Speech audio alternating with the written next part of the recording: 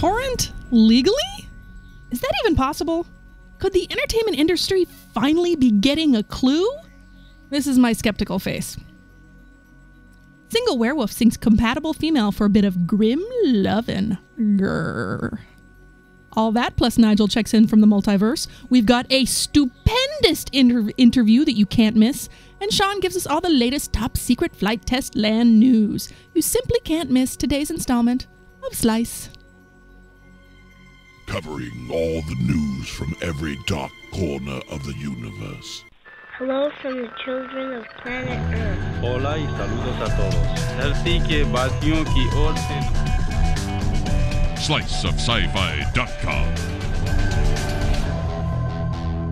And greetings, everyone, for another Slice of Sci-Fi. I am Michael Armenengay. I'm Brian Brown. I'm Sam Roberts. And I'm Megan Zier. Well, I hope that stuff that Sean gives us is not top secret, because he's going to be the Pokey real soon. I know. But anyways, exaggerate for dramatic purpose. Oh, is that what it is? Yes. Let's exaggerate some hyperbole. Let's exaggerate Look some it news, okay?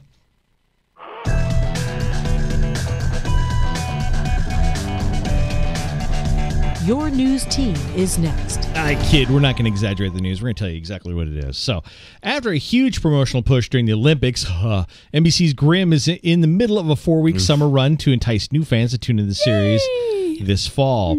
And producers David Greenwalt and Jim Koof say the season 2 is about revealing some of the more deeper history with the Grimms and the tie it to some more real events in the past. That's what I've been waiting for. By the way, that first episode kicks butt. Kicks ass. It is. As does Mom. Mom. Yes. It's really good. And so he said not only with all these things, second season is going to be about Nick coming into his own, but he's going to be challenged on so many levels, and Greenwald tells us to blast her.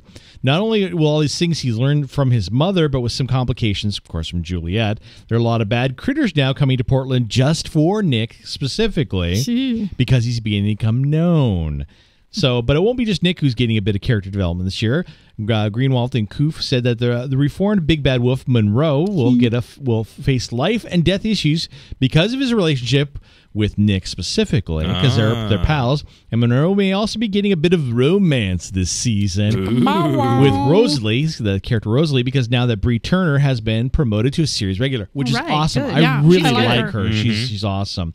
The series did not take a production hiatus this year in order to return in early August. But while this has been a challenge for the writing team and producers, Greenwald and Koof believe the challenges has worked out well for the show. Grimm airs on Mondays at 10 p.m. on NBC. On September 21st, the show will move to Fridays at 9. So, guys, be aware that there's going to be a slight time change for it. I don't necessarily think that Friday's is bad. I tend to, that's not bad. I tend to forget, so I'm just worried for myself. Yeah, I do think I remember reading that it did bang up in the ratings. Like it had a significant bump from all the promotion and the early airing, and so yay, Grimm. No kidding. Keep going. Writer Brian K. Vaughan has recently returned to the world of comic books with his new series, Saga. Saga is the story of Hazel, daughter of Alana and Marco, who are kind of an interplanetary Romeo and Juliet. Okay. The couple, from opposite sides of an interplanetary war, defects with infant Hazel. They are on the lam from Prince Robot IV and Soldier of Fortune, the Will. The narrator of Saga is an older, future version of Hazel, who Vaughn says is the star of the book, and that he wanted to give her a voice in the story long before her character has an actual one. Well, that's kind of cool. Vaughn tells IO9 that part of the inspiration for Hazel comes from Scout in To Kill a Mockingbird, and that allowing her to narrate the story's future means that she can comment on her own past with both the wisdom of age and also the immediacy of her own childhood. Vaughn says he's already planned out an endgame for the series, including scripting the final pages of Hazel's story. However, he's not ready to tell them just yet, adding that he hopes the series will run longer than his famous and influential series Y, The Last Man, and Ex Machina combined. Dude, that'd be a long time. He's got epic plans. Wow. I love Brian K. Vaughan. He's a great writer. He's always good. And can I comment on the bravery of having breastfeeding on the cover of your comic comic book? Yeah. Sure. That is pretty ballsy. Pretty ballsy. Yeah. I mean, it's not the Time magazine cover, but right. It's not that, but it's good. impressive. It is I love interesting. it. Yeah, it is pretty awesome. Do you want your own free copy, Mike, of the original Night of the Living Dead? Absolutely. How about Plan 9 from Outer Space? Oh, absolutely. I need something. How about a full run of X-1 radio shows? Ooh. So if you got a torrent client, you can now legally download them along with thousands of other public domain movies, books, live music concerts, and radio shows. Wow. So that's very cool. Check this out. Last week, the Internet Archive has partnered with BitTorrent to distribute the vast collection of public domain works. The site will still keep the ability to download files directly, but it says the torrent system is now more efficient, of course, and will allow users to download larger files like movies without timing out as often. Now, along with support from peers, the Internet Archive will seed torrents from 2 central servers. The shift will vastly improve fault tolerance and reduce server bandwidth consumption. Yes, because you divide it out among everybody, saving the organization money straight out the bat.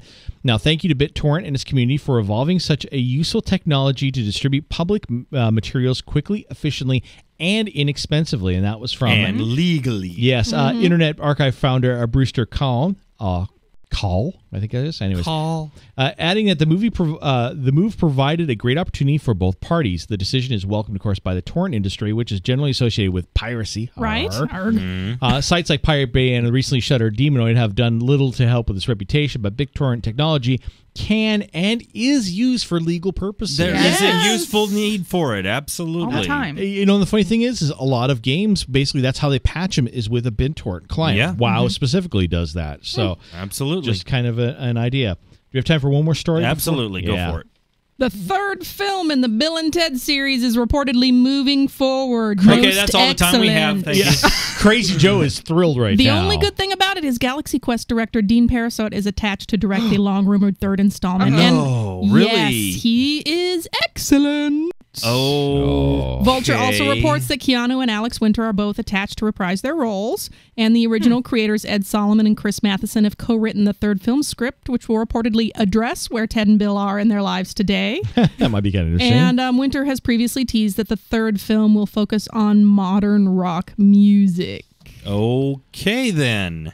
Interesting. I'm not sure how I feel about that. Bill and Ted, the middle-age years. I mean, it was very much of the times. I don't know how they're going to modernize it, yet keep the Bill and Tedness of it all. It's going to be tough. It's going to be bizarre. Anyway, we'll see. Let's move on to some other news. Okay.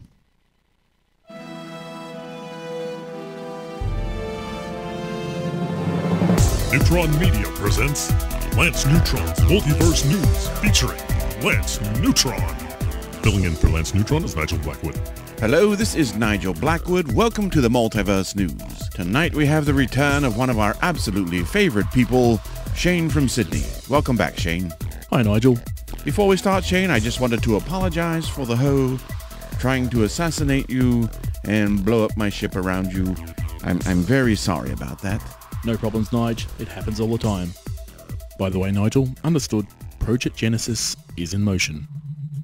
Nigel, I'm here to interview Bosco, Lance's #1 guy. Apparently, no one has ever seen him. I don't think even photos exist. It's part of a profile we're doing on Lance and his rise to fame. But I can't find anything on Lance older than about a year ago when he first took out a patent on his hair gel. Unlike Lance's hair gel, even Bing has let me down. Have you noticed my spikes? They just don't move and have the added benefit of being bulletproof. Wait a sec, I think I can hear Bosco. No! Bosco! Get someone in the control room to have Nigel stop the interview. Excuse me, Bosco. I do not want to be interviewed. I want to ask you a few questions about Lance. Have Nigel stop the... I'll call you back. Bosco? Whoa. Doggy. Nice doggy. Good doggy. Good doggy. I thought Bosco was in here. We'll have to leave it there for the moment. Nice doggy. This has been Shane. Well, Shane, that would have been a really good interview. Thank you for trying. And thank you for helping us out while we're short-handed. No problems, Nige. Glad to help out. In other news, temporal scientists have detected rather unique readings lately. One theory is that someone... Good evening, Lance Neutron. Bosco, is that you? Down, boy. Bosco, don't bark into the phone. Use English. What is wrong? The Aussie was here. He was asking all kinds of questions. He was looking for me. Now, Bosco, don't panic. Everything's gonna be fine. Can I just come on tour with you? No, buddy, you can't. You have to stay there and keep an eye on Nigel. But I'm not programmed for espionage. You don't have to do anything fancy like espionage. Oh, good. Just lock yourself in the safe room and don't let anybody find you. Nobody can get their hands on you. Check. Oh, and while you're at it, keep an eye on Nigel. But stay in the safe room.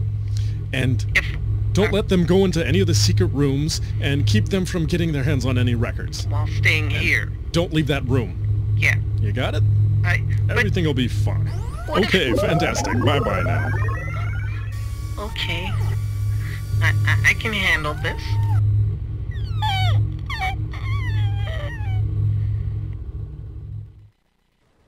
This is your brain. This is drugs. This is your brain on drugs.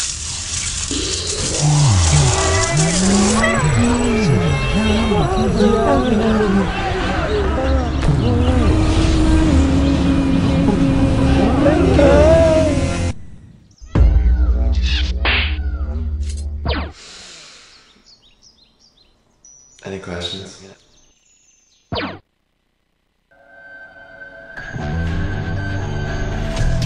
And welcome back to more of Slice of Sci-Fi. I'm Michael Renegade. And I'm Brian Brown. Now, folks, we've talked about this before, how we'd like to support these small little independent things that come on our radar. Mm-hmm. And today we're talking to a gentleman. His name is Russ Johnson. He is doing a book called Pawn of the Dead. Welcome to the show, Russ.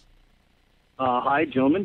Good to talk to you. So, Russ, you're doing a Kickstarter campaign currently for this. Now, you guys have already shot the first 2 episodes, and people can watch the They're first online. Yeah, They're first available. one can watch the first one free, and if you chip in, then you get the second one. Is that right? That's our crazy scheme. Yes, we thought that was a great way to sort of hook the online crowd. We'll see how that goes. So, why don't you tell everybody what Pawn of the Dead is about? Well, basically, it's a send up of sort of the pawn-based, or people call them object-based reality shows, of which there are far too many, in my opinion, at this point. But the Pawn Stars, the hardcore pawns, the pickers, the so on and so forth. I come from a background of working on and loving and having an appreciation for genre-based shows, and it struck me and some of the people I work with who are actually trying to develop a reality-based show around sort of like a satanic or occult-based pawn shop, that this would actually be much more fruitful, much more interesting as a scripted series, because it's just sort of a great platform to either reference or satirize or somehow draw in all of the sort of genre, sci-fi, horror, fantasy projects, film and television that I love. And kind of bring them into this Pawn Stars-like world. It just allows you to kind of go anywhere, because it's always, any one object can sort of take you in any different direction. And that was sort of the genesis of the whole project. The way I kind of look at it is it's kind of like what Oddities would love to be if they could make that reality. That's exactly right. The thing is, we couldn't find an actual satanic pawn shop, where people are possessed by stripper poles. So we had to kind of make it ourselves. Exactly. That's what I was going to say. And the characters you have are great, too. So you have, the one gentleman who's the owner, and he's just kind of, average, meek guy. And then you got his sales guy, who is basically a douchebag. Yeah, he is the archetypical douchebag character. Yeah. And then you have your security guard, who really was born in the wrong era. He's a D&D guy, basically, or a LARPer. And then yeah, exactly. You have your LARP guy who runs security, and he sweeps up. That's the other thing I think is hilarious. It's important. Yeah. And then you have the very last one, who is the old man. And Russ, go ahead and tell about the old man, because I think that's an awesome character. That is, it's certainly one of my favorite, and I have to, just to describe, all of the characters are, in one way or another, they're sort of a riff on the 4 main characters of Pawn Stars. And of course, in Pawn Stars, the old man is just the owner's father, and he's just kind of a grumpy old curmudgeon who, hangs out and spits out the occasional one-liner. So in our case, we took that a little bit further, and our old man is a sort of cursed flesh-eating cannibal who they keep chained up in the back, primarily because of his ability to, through the power of second sight, take any object, touch it, and find out what its entire backstory is. So, rather than just trying to price it using the blue book or price the object, using some generic historian, they actually get a psychic reading from the old man. However, they do have to keep him chained up in the back and feed him kittens and squirrels to keep him from running amok. That's just brilliant. and what I was and the second part of that, I mean, what really brought it to life, all due props, was our actor Gordon Fox. He was literally the last person who came into audition, and we really were like, what are we going to do? We really don't have this character cast. And he was just genius. And this guy was just so committed and brought so much to it, so much more than was on the page. I urge everybody to watch it. Watch the first free one for no other reason Absolutely. than to see Gordon's performance, because he's great. Yes, and he's by far my favorite character. And actually, the guy you got played your sales guy too is pretty good in his little role too. You know, it just the whole thing of hey, Broomhilda, you gonna buy something? yeah, they're both standouts. And again, I mean, Thiago, who plays the douchebag salesman, not a douchebag in real life, by the way, if anybody's curious. So he's really acting. He's great in the pilot episode. I mean, the first part. In the second part, his performance can only be described as fearless when he morphs into the demonic, high heel killing stripper, homicidal maniac. And if that, folks, if that doesn't do it, if that doesn't sell you right there, folks, to go contribute to the Kickstarter campaign, nothing will. Exactly. Seriously. Possessed stripper pole, the demonic stripper pole is it. I mean, that pretty much, I'm on board right there. I don't need to go any further, so my check's in the mail. So Russ, we were hoping. Russ, go ahead and tell everybody kind of where they can find you on the Kickstarter piece of it too, because that's kind of important. And you don't have much time left. I know you only have a little while. That's true. We don't. We're a lot. I mean, Kickstarter is a strange beast to me, and as I understand it, as I've come to understand it, it requires a lot of social media and tweeting and twittering and all things that I'm actually very poor at. And as I've come to find out as well, it's like if you get featured or you become like popular on the page, like 89% of those projects that are featured at some point, they will succeed. Yes. Only like 25 that aren't do, and they usually are projects that already have some kind of following. So we're coming in out of the cold in this Kickstarter world, and really, what we need is just to kind of connect with, I think, the genre-loving audience that would appreciate this concept and enjoy it. And so anybody who goes to www.pawnofthedead, all one word, .com, there are links right there to our Kickstarter campaign, or if you just go to Kickstarter and search for Pawn of the Dead, we need to finish out our season, our 6-episode season. We're trying to raise $30,000. I think we're maybe like 4% in. We're rapidly approaching epic fail. Wow! But I think that the people who certainly listen to you guys and are interested in what Slice of Sci-Fi is about would enjoy the show. Hello? Absolutely. And I will. I'll throw it out right now. Do not wait. Don't wait for this episode. If you are hearing this right now, go there now and check it out. And check it out and donate and let's get this thing going because. This is well worth the I mean, time. Not only that, Russ. I mean, your production quality is really, really well done for a little short like this. It's and all the episodes are going to be 5-10 minutes at the most, maybe. Exactly. It's very much a show that's designed for the web. It's just little nuggets that those aren't very time consuming. And again, like I was saying in the beginning, the opportunities. I mean, we have scripts that basically sort of. Parody Paranormal Activity. We have, sort of the generic, high schoolers on spring break, that always results in some sort of slasher madness coming to the pawn shop, trying to, trade some stuff for gas.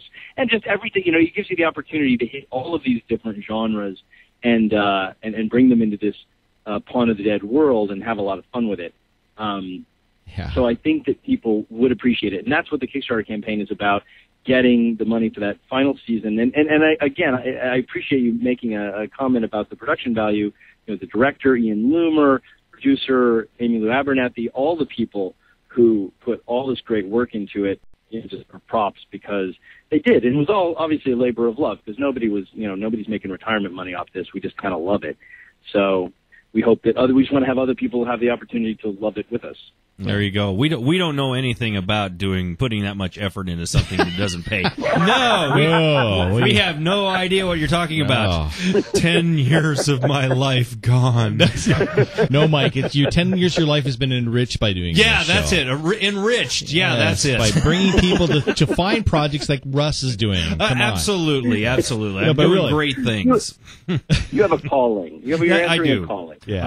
I am. Yeah, and- I just forgot to put it on call waiting. Oh, yeah. So, I mean, folks, go out, check out Pawn of the Dead. Contribute if you can. Please, please, please. Yes, absolutely because, do. You know, This is so worth it. Contribute if you can, and if you can't, just share it. Share it. Yeah, share it on social media, If yeah. anything else, as many people watch the first episode as possible, and then if it's worth it to chip in a little to see the second part, you won't be disappointed. Oh, definitely All the cast is top notch. They're awesome. And we do really think that you'll enjoy it. Absolutely. Post I about it agree. on Facebook, talk about it on Twitters, you name it, folks. Go out and spread the word because I know that it would make us happy. There you go, folks. There you go. Do it for us. Do it for us. There'll be at least 3 happy people, and that's, this world is all the happy people it can get. Exactly. There you go. Well, Russ, we've run out of time, but thanks for speaking with us tonight, and best of luck with this, really, seriously. Okay, well, thanks so much for talking with you guys. I really appreciate it. All right, folks, Pawn of the Dead. Go out and see it and help them out, please, really. And we will be back with more Slice of Sci-Fi right after this.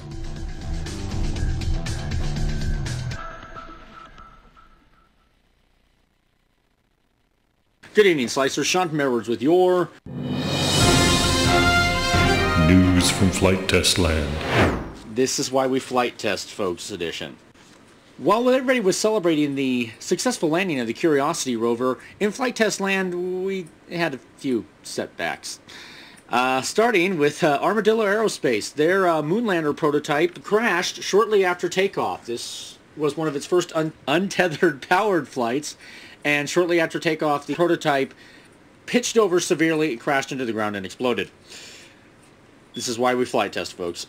So this kind of thing doesn't happen in the field or with people on board. Also, in private space flight news, Copenhagen Suborbital, their prototype suborbital module also had a issue during its recent test flight of its launch abort system. The launch abort system fired as planned, and then the system veered crazily off course before crashing into the ocean and destroying the Kest article. And also, this one just happened yesterday, the X-51 hypersonic test vehicle disintegrated in flight. The investigation is still ongoing to determine the exact nature of the fault, though current sources indicate that it was a fault in one of the test vehicle's control surfaces. I'm not going to speculate at this time, but this is again why we do flight tests, folks, with unmanned vehicles before we send manned folks up. Sean from Edwards out. And the second castle fell over, caught fire, and sank into the swamp. Cause of accident, it go boom. It go boom. You know, Sean's right, though. That should be called Flight Test Land Crash Edition. That's it. Really. But that's, I mean, he's got a point. You know, this is why they test and test and test, so that way it doesn't happen, you know? Absolutely. They probably learn, and that's the thing. You learn more from crashes than you do from successful flights. Yep. Failures are sometimes the best thing. Scary but true. But very cool. Got a minute or so. What do we got? Anything interesting we didn't talk about today? Folks, go out and check out Pawn of the Dead. I can't say it Pawn enough. of the Dead, yeah. Because it was cool. It's really cool, and to help Russ and the crew go, would be very, very cool. I'd love to see more of it personally because it's hilarious. Crack me up. Not safe for work though, by the way. I don't think we said that in the interview. It's more hardcore Pawn than Pawn Stars. Yes. Exactly. And I sadly know those two shows. I just admitted that. Yes, you did. Congratulations. Oh, Megan, it's so cute. I'm glad it's that. Okay. Yeah. So can we go off genre a little bit and just say, yay, Ramsey's back? Oh, yeah. So happy about that. It's so nice to have Hell's Kitchen back. But did you watch Hotel Hell? I didn't watch Hotel Hell. I occasionally watch Hell's Kitchen when Brett does, but I'm not like the Uber fan. Hotel Hell was shockingly good. It was Yeah? kind of like Kitchen Nightmares on steroids. So. I would imagine. I really like Gordon. I think he's interesting and smart. Mhm, and definitely. so I'm not surprised it's good television. Well, there's a lot of knockoffs of Kitchen Nightmares and Hell's Yeah. Kitchen and so forth out there, and they just don't. They pale without Gordon in Yeah. the middle of it. It's his personality. It's just like we were talking about with Dirty Jobs. I mean, Mike Rowe. Mike Yeah. Rowe makes Mhm. that show. Yeah, it's anybody true. else in that role, It wouldn't be the same. It'd fail. Right? No. Yeah. Absolutely. Just his quirky, and when he looks at the camera, and you're like, "Oh, Mike's thinking this." You know? Can I pimp something real quick, semi-related to genre stuff, which is Husbands, which is the web series that Jane Espenson, who is well known to the Whedonverse, and Brad Bell are responsible for. Season 2 just released the first episode, and it's funny. It's not genre-related, but the thing to know in Season 2 first episode is a ton of Whedon people guest star, including Josh Whedon himself. Wow. Plays a character, and then there's just a lot of people that you'll love and adore. And then a hilarious pillow fight with Deacon Lackman and Tricia Helfer. Deacon, yeah. Deacon Lackman and Patricia Helfer. It's well worth checking out. And Pat Rothfuss also has his show out now, too. So if you love Pat Rothfuss and writers, it's another good one to check out. All right. Well, that's going to do it for this show. Thanks, everyone, for tuning in.